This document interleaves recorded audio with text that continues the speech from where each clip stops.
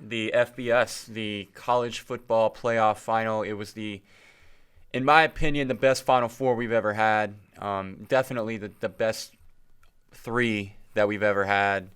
And it's set up for, in my opinion, to me, the most highly anticipated title game that didn't include one of my teams. Like, I was genuinely excited about it. I know you were too. If it had, and a couple of people have made the point that they feel a bit empty because they didn't get to watch LSU play Ohio State, but I do not. I mean, look, it was 6 of one, half a dozen of another. Clemson, Ohio State, both great all year, but Clemson was the king.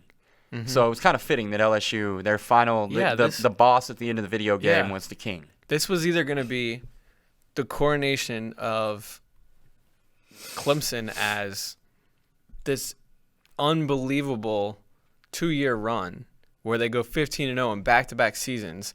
15-0 has only been done 2 times now, but prior to that, it was only Clemson the year before. So it was either going to be them coronating them as the new dynasty, which I don't know. You can make an argument whether they still are, still aren't. Yeah, I think they still are.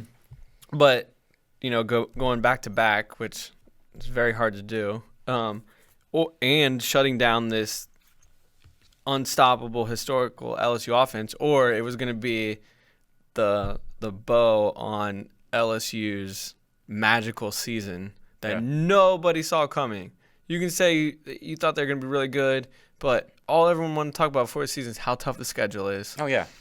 This offense really isn't going to be any different. What, bro? 16 touchdowns and 14 picks last year, 13 picks, whatever it was. Like, nobody.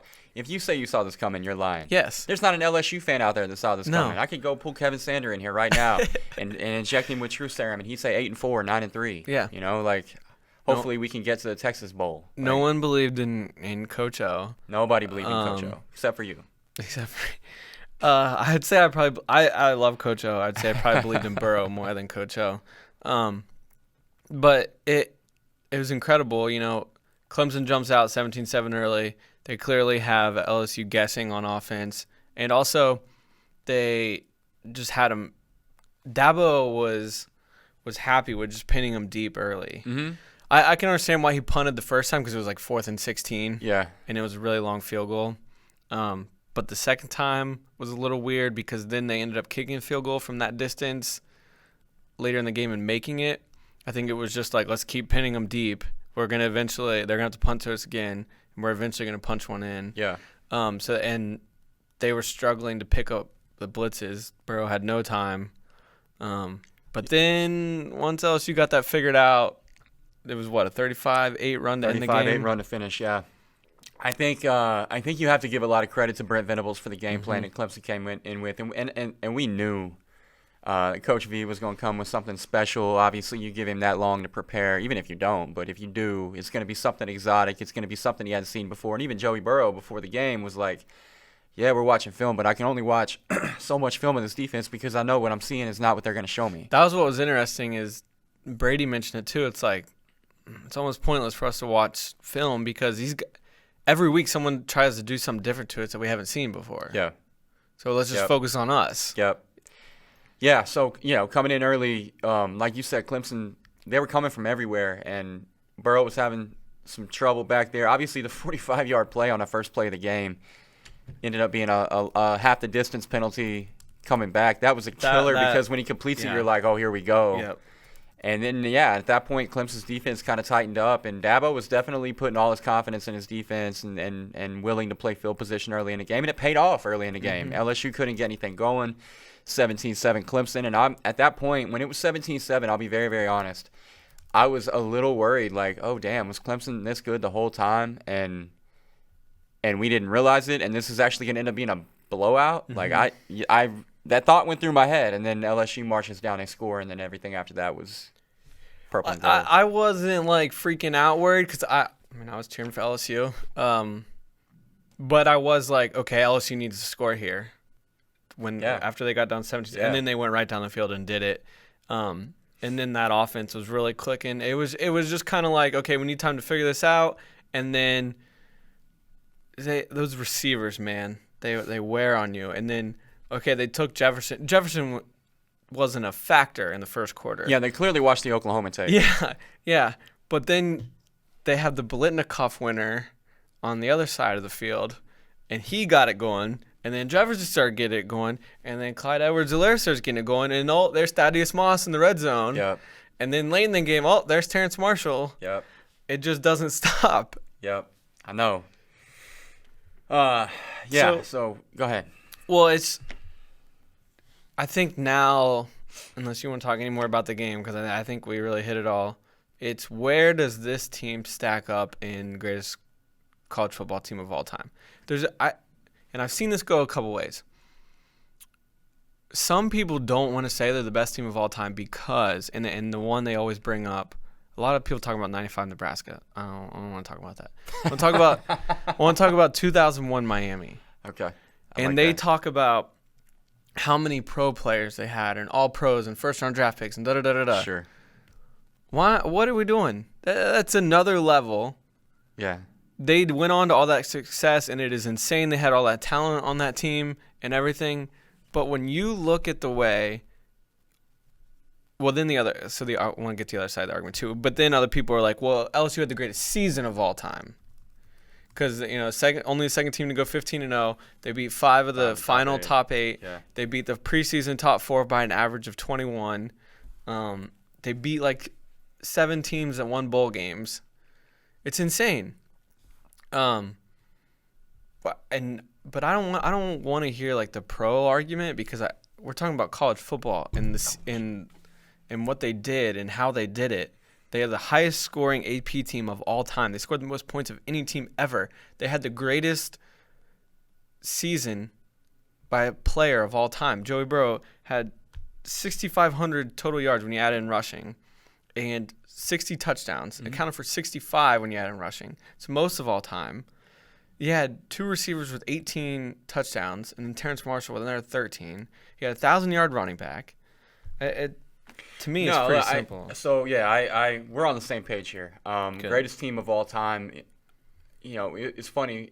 We opened up talking about NCAA football, the video game. That 01 Miami team was the team that you weren't allowed to play with. Yeah. I used to let my little brother play with him because he was so terrible and he would get mad. So I'm like, here, take them. You can't suck too bad if you play with Miami. But a couple of things. First of all, if you want to take a wait and see approach and see how some of these LSU guys do in the NFL, sure, go for it. Mm-hmm. Because they've got 3 NFL wideouts. They've got an NFL tight end. They've got the number 1 overall pick at quarterback. They've got an NFL running back. And we're only talking offense. Look at the defensive side of the ball. That Miami team, that defense was loaded, but was LSU's defense any less loaded in terms of NFL talent? I don't know that it was. I mean, you've got 3 NFL guys in that secondary at minimum. You've got NFL guys on the defensive line. You've got NFL guys at linebacker as well.